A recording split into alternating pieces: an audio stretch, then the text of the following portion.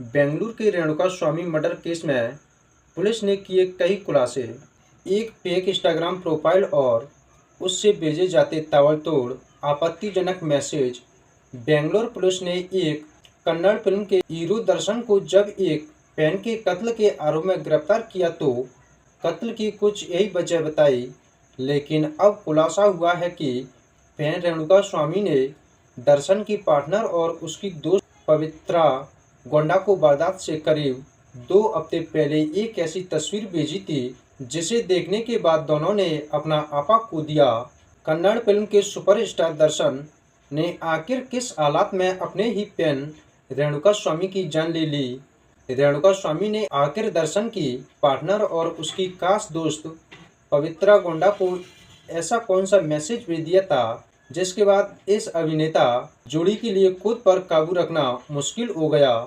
तो इस मामले की जांच कर रहे बेंगलुरु पुलिस ने अब उस बात का खुलासा कर दिया। पुलिस सूत्रों की माने तो रेणुका ने पवित्रा गोंडा को अपनी कुछ बेहद आपत्तिजनक प्राइवेट तस्वीरें भेजी थीं और अपनी तुलना दर्शन से करते हुए खुद को उससे ऊपर बताया था। रेणुका की पोस्टमार्टम रिपोर्ट में सामने आई वारदात रेणुका स्वामी की भेजी गई वो एक तस्वीर जो बन गई उसके कत्ल की वजह।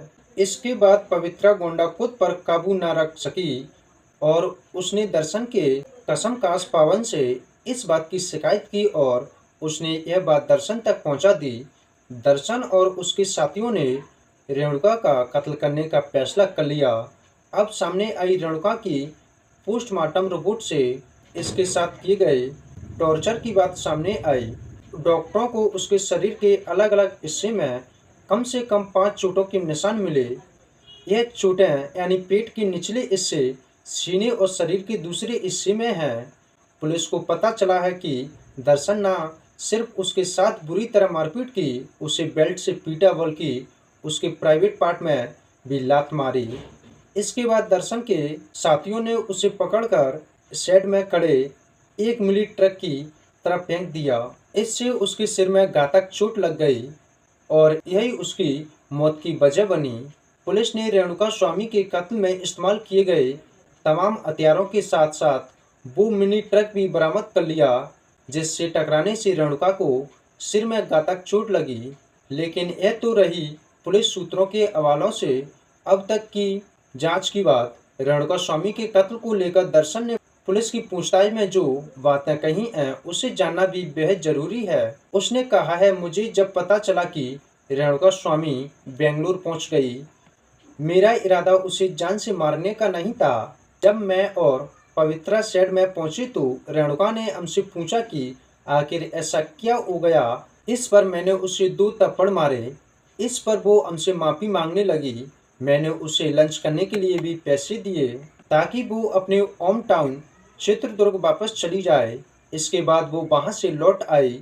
हालांकि इस मामले की जांच कर रही पुलिस को दर्शन की इन बातों पर यकीन नहीं है, बल्कि पुलिस को बताया है कि दर्शन रेणुका स्वामी के कत्ल की साजिश में पूरी तरह से शामिल है।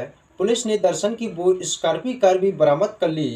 कातलों ने बरामद वारदात को अंजाम देने के बाद रेणुका की लाश ठिकाने लगाई थी।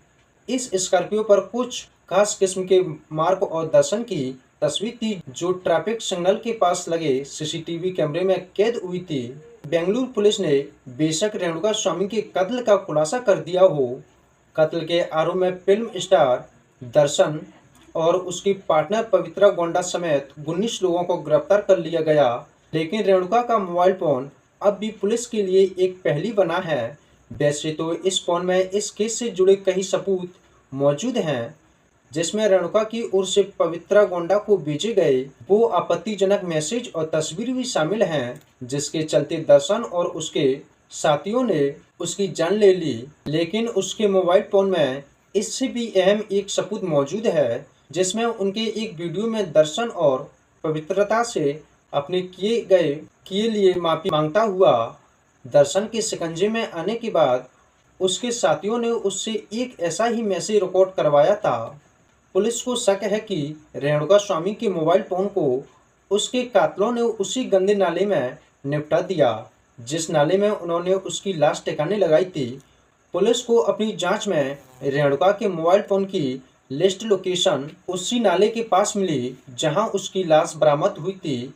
इसी जानकारी के आधार पर नगर निगम कर्मचारियों की मदद से उस नाले में मोबाइल फोन की तलाश लंबा अभियान चला, लेकिन लाख कोशिश करने के बावजूद अब तक पुलिस के हाथ खाली हैं। हालांकि पुलिस ने इस नाले के अलावा कई जगहों पर उसके फोन की तलाश की, लेकिन कहीं बरामद नहीं हुआ। पुलिस को हालांकि रेणुका स्वामी का फोन तो नहीं मिला, लेकिन दर्शन और उसके साथी के कुल 10 मोबाइल फोन पुलिस ने बरामद कर लिए। इनकी फोरेंसिक जांच की जा रही है, लेकिन यह भी एक सच्चाई है कि आरोपी इन मोबाइल फोन के पासवर्ड बताने में आनाकानी कर रहे हैं। इस बीच एक सवाल इस कत्ल के मौके की वारदात को लेकर भी है। सवाल है कि आखिर कातलों ने बेंगलुरु शहर के बीचों बीच पट्टन नगरे के उस सेट को ही रेणुका के कत्ल के लिए क्यों चुना, जबकि वो आसानी से उसको शहर से किसी दूर सुनसान जगह पर ले जा सकते थे। यह सेट दर्शन के अंकल चित्रा का है, जिसे उसका एक भाई विनय चलाता है। इसमें किस्त न भरने के सूत में बैंकों की ओर से जब्त की जाने वाली गाड़ियां रखी जाती हैं। इस इलाके में भीड़ कम रहती है। शेड के पास ही एक नाला भी है। बहुत मुमकिन है कि शेड के इस लोकेशन को देखते हुए ही कातलों ने रेणुका को मारने के लिए उसे वहां लाने का फैसला किया।